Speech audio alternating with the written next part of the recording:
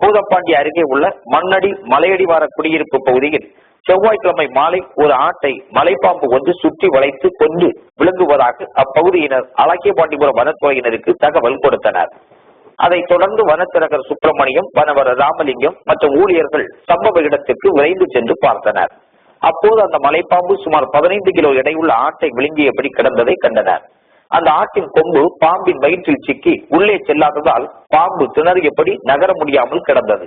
அந்த ராட்சத பாம்பு 26 அடி நீளமும் 45 கிலோ எடையுடனும் காணப்பட்டது. உடனே பொதுமக்கள் உதவியுடன் வனத்துறையினர் அந்த மலைப்பாம்பை தூக்கிய போது அது விழுங்கிய ஆட்டை கக்கிவிட்டது. இதன் பின்னர் அந்த மலைப்பாம்பை வனத்துறையினர் மீட்டு மாராமலையில் அடர்ந்த காட்டுப் பகுதியில் விட்டனர்.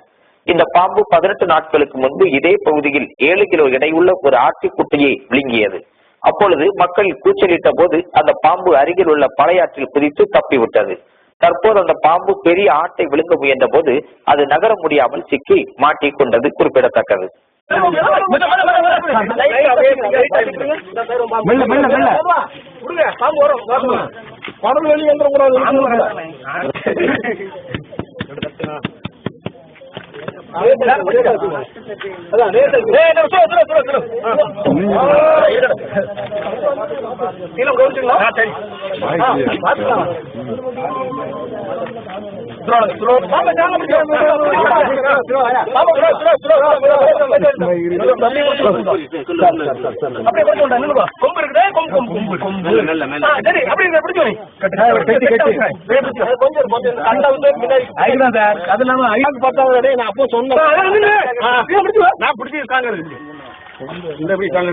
அளவுல வந்து